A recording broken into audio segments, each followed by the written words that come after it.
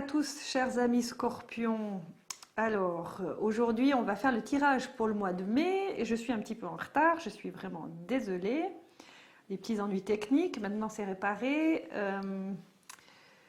Alors, ce tirage.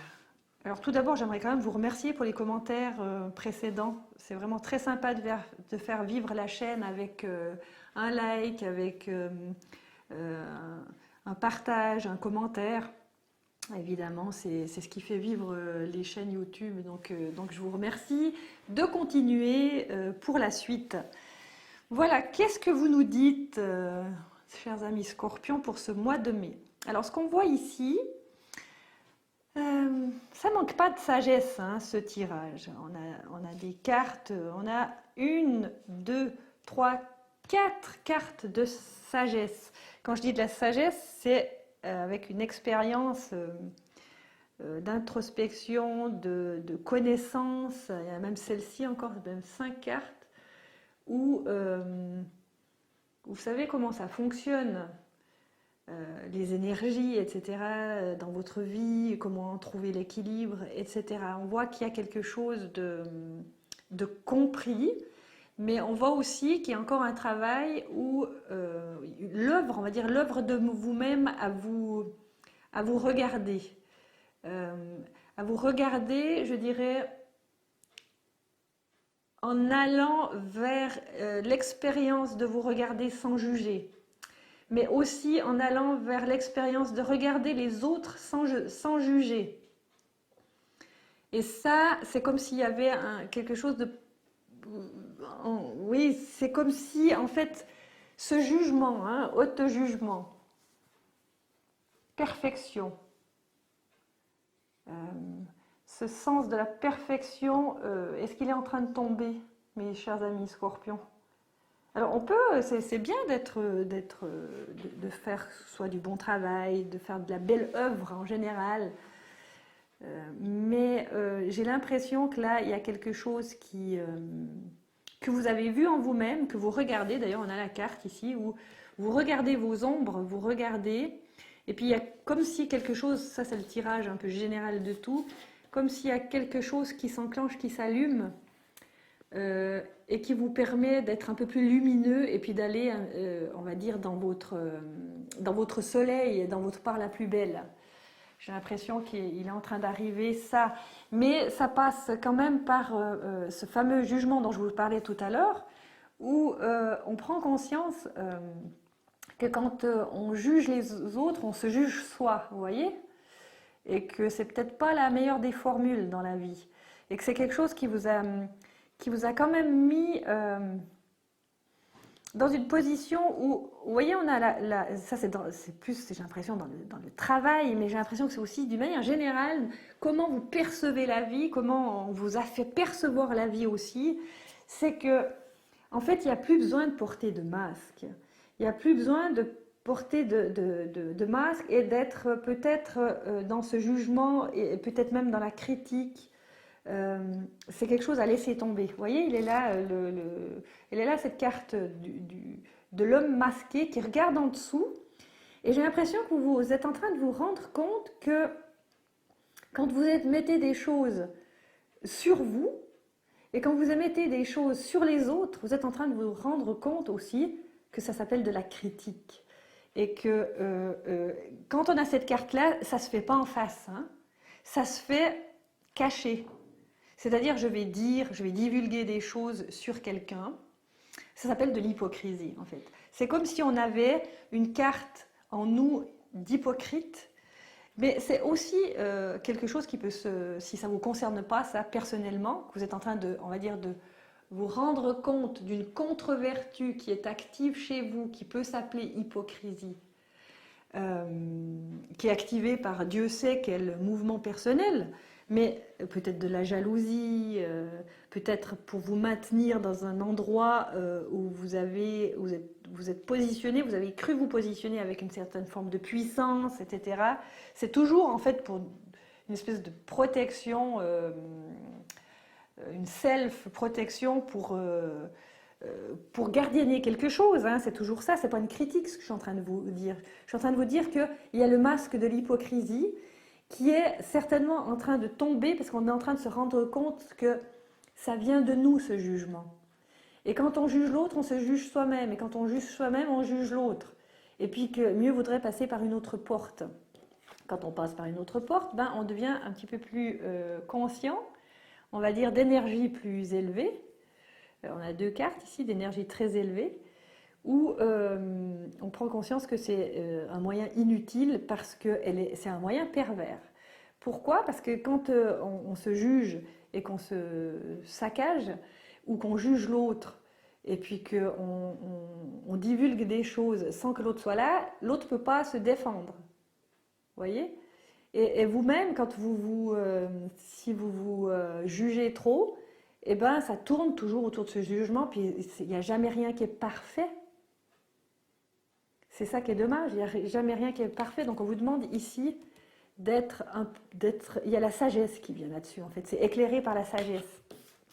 Et c'est un travail de l'univers. Hein. C'est l'univers qui vous dit stop maintenant. Il vous dit c'est moi qui te mets là-devant parce qu'il faut que ça change maintenant. Donc introspecte-toi. On a la carte de l'ermite. L'ermite, c'est vraiment ce puissant sage, parce que c'est aussi un sage, qui va regarder, vraiment farfouiller qui va sonder en fait ces vieux conditionnements pour que vous contactiez l'origine du pourquoi vous faites ça ou du pourquoi vous subissez ça. D'accord? Donc, quand on connaît l'origine, eh bien, on peut faire passer ces conditionnements. La carte, encore une fois, la sagesse, c'est comme si on vous mettait en fait devant vos yeux, dans votre vie en général, on vous faisait remarquer que vous aviez certaines dépendances. C'est comme si un sage débarquait, ça peut être vous-même, hein, ça peut être votre partie la plus élevée, c'est comme si un sage débarquait, vous montrait vos dépendances et vous montrait à quel point, spirituellement, vous êtes grande, vous êtes forte et fort. Mais quand je dis grand, c'est pas pour noyer et puis faire en sorte que votre ego prenne ça par orgueil. C'est que vous pouvez vous appuyer sur une force spirituelle. Vous pouvez vous appuyer sur quelque chose de plus grand qui ferait en sorte que vous pouvez vous libérer de ce jugement, de ce conditionnement de jugement, qui vous met dans une sorte de dépendance, où vous vous sentez puissant quand vous êtes comme ça. Hein. Et en fait, le mode critique, si vous n'êtes pas en face des gens et puis que vous êtes en train de critiquer des gens, on va dire par derrière, ou alors, comme je vous ai dit au départ, que c'est des gens qui vous critiquent. C'est jamais ça, n'est-ce pas, parce que la personne n'est pas là. Donc ça laisse une énergie terrible. Ressentez votre corps hein, dans des situations comme ça, parce que le corps, il ressent tout. Comment on est tendu.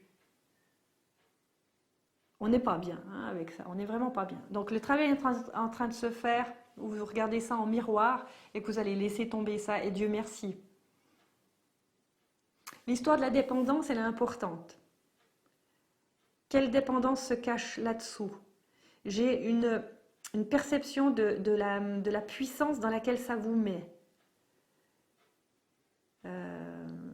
Mais c'est une illusion. Parce que vous pouvez être puissante d'une autre manière en étant beaucoup plus intègre. En fait, c'est un travail d'intégrité pour le mois de mai chez vous, où vraiment les choses, elles viennent en lumière, et puis que vous n'allez plus supporter de faire ça et de vivre ça. Donc, ça va vous faire changer profondément, vraiment un changement profond pour arriver à vivre vraiment alors quelque chose de plus, on va dire, j'ai déjà pris le mot intègre, on va le changer. Vous allez avoir plus de vérité, vous allez vous sentir mieux quand vous dites la vérité. Mais quand vous la dites à qui de droit, en face, les yeux dans les yeux, c'est ça. Vous allez vous sentir beaucoup mieux. Ça, c'est du point de vue, on va dire, un peu spirituel, que vous êtes en train de faire ce changement. Maintenant, si on regarde un petit peu dans la prospérité du travail. J'ai l'impression que, je me rappelle plus ce que je vous ai dit sur les autres, mais n'y avait-il pas quelque chose comme du changement à faire au niveau du travail, etc. J'ai l'impression que on est toujours dans peut-être une sorte de choix, peut-être qu'on va le faire enfin, peut-être qu'on va même accepter certains changements qui pourraient nous faire trembler sur nos fondations, mais finalement c'est aussi une illusion parce qu'on est solide, on a la force, et que, il serait bienvenu ce changement professionnel.